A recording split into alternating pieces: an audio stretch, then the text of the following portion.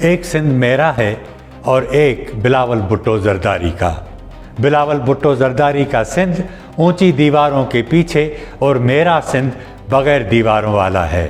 کچھ دن پہلے انہوں نے ملک کے عالی شان صدارتی محل میں سفیروں اور صحافیوں کو ایک بریفنگ دی، جس میں سندھ کی شاہکار ترقی کے اعداد و شمار گنوائے۔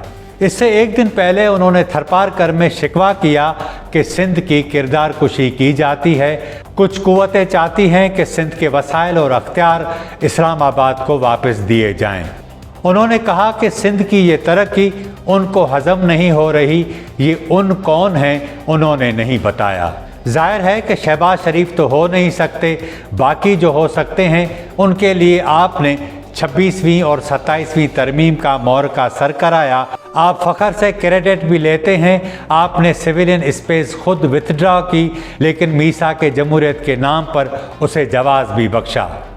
مستقبل میں اس کے جو بھی نتائج ہوں، ظاہر ہے کہ آپ کا گلہ نہیں بنے گا، آپ جانیں اور آپ کی ترامیم۔ عوام والے سندھ کو تو 18ویں ترمیم سے اتنا فائدہ نہیں پہنچا جتنا آپ والے سندھ کو پہنچا، کیونکہ سندھ اس وقت دو حصوں میں تقسیم ہے، ایک آپ کا اور دوسرا سندھ عوام کا۔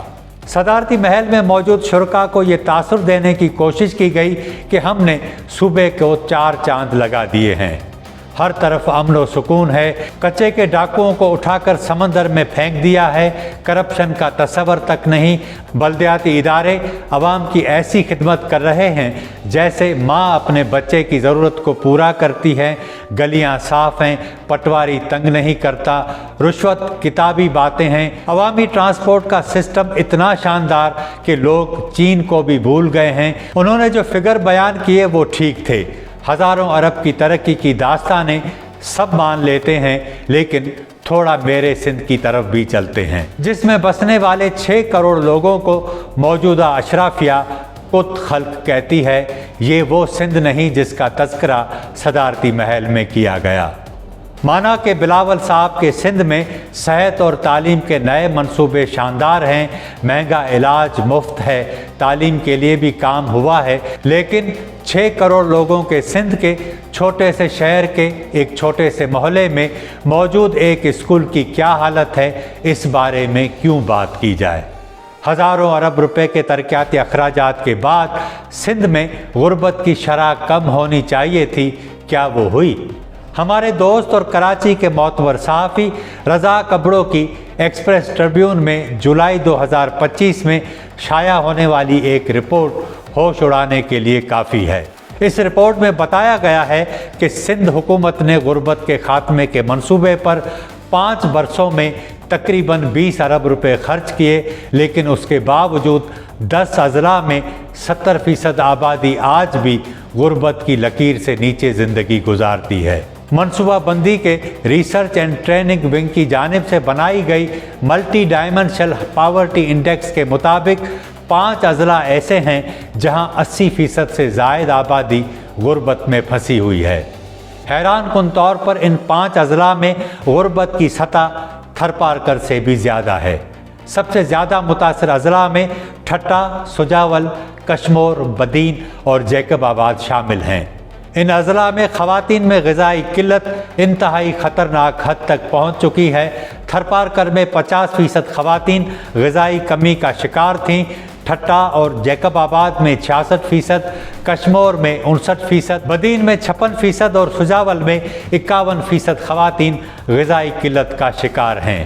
اسی طرح 5 سال سے کم عمر بچوں کی اموات کی شرح ٹھٹہ میں 15.6%، بدین میں یہ شرح 11%، کشمور میں 12.2% اور سجاول میں 5.2% رہی۔ اس رپورٹ میں معروف ماہر معیشت ڈاکٹر کیسر بنگالی نے منصوبوں کی ناکامی کی بنیادی وجہ مؤثر نگرانی کے نظام کی عدم موجودگی کو قرار دیا۔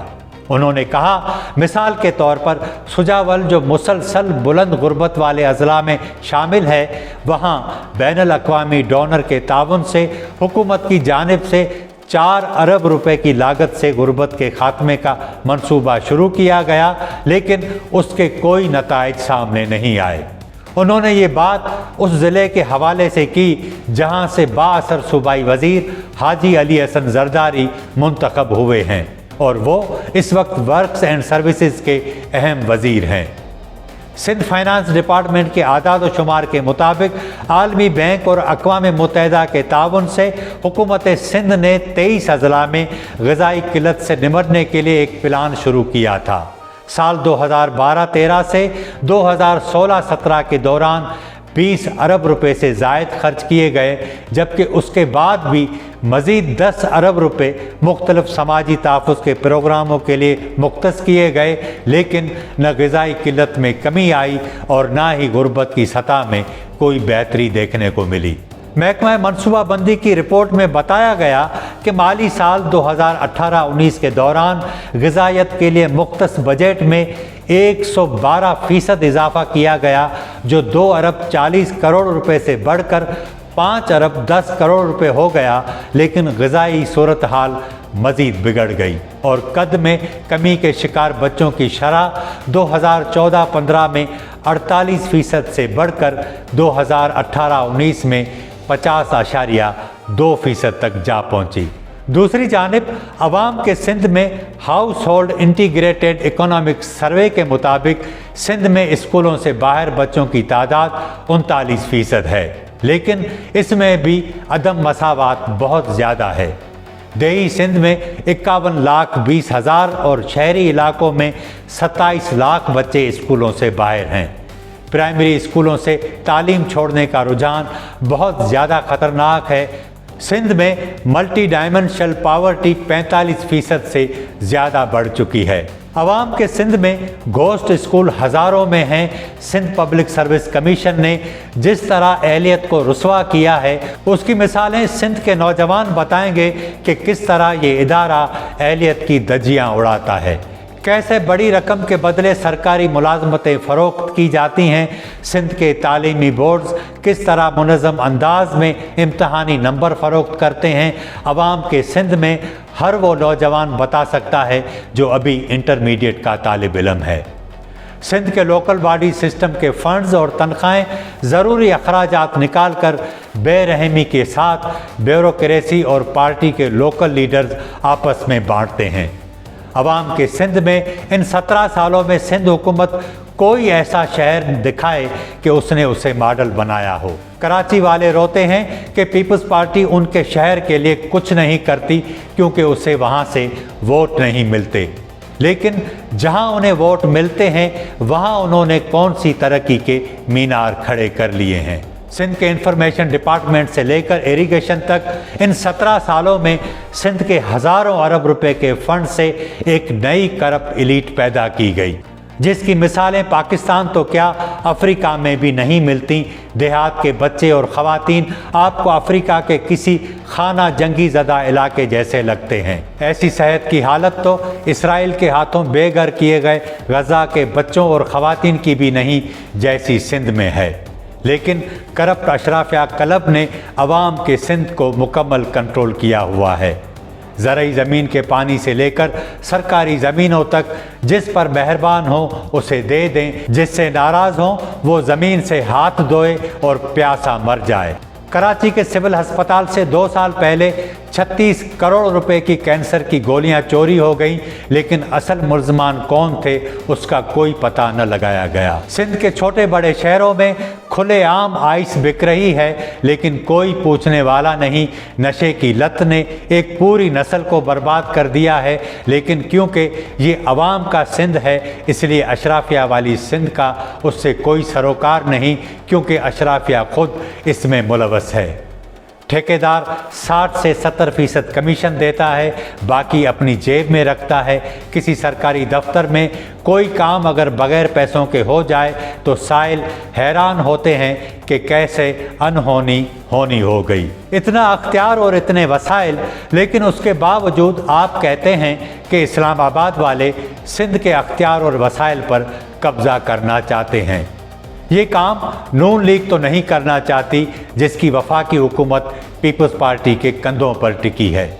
27वीं तरमीम की मंजूरी का मौरका आपने सर किया, आप उसे फ़ख्र से बयान करते हैं। یہی وہ ترمیم ہے جو آگے جا کر 28 اور 29ویں ترمیم کی صورت میں اصل ایجنڈے کو مکمل کرے گی، جس کے تحت اختیار اور وسائل لینے ہیں۔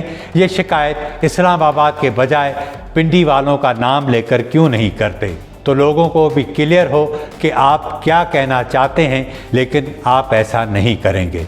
ہاں، اگر عوام والا سندھ واقعی بنیادی ترقی کا ماڈل ہوتا تو آپ اسے مثال بنا کر دیگر صوبوں کو بتاتے۔ جب ایسا کوئی جواز نہیں تو پنڈی ہی وہ واحد سورس ہے جس سے آپ کو امید ہے کہ وہ آپ کو وزیر اعظم بنواتے، لیکن شہباز شریف کے ہوتے ہوئے فی الحال ایسا نہیں ہوگا۔ اور پنجاب میں اگر حکومت نہ ہو تو ایسی وفاقی حکومت کس کام کی جس کا کل رقبہ 26 کلومیٹر ہو؟ وفاقی حکمرانی سوائے بیرونی دوروں کے ششکے سے زیادہ کچھ نہیں ہوگی۔ اسی لیے اشرافیہ اور سندھ کی عوام کے درمیان جو کرپٹ ایلیٹ نے دیواریں کھڑی کی ہیں وہ گرائیں، سندھ کو کاسمیٹکس کے بجائے حقیقی سماجی ترقی میں ڈالیں تو یہ تاثر خود بخود ختم ہو جائے گا جس کی آپ تھر میں شکایت کرتے نظر آئے تھے۔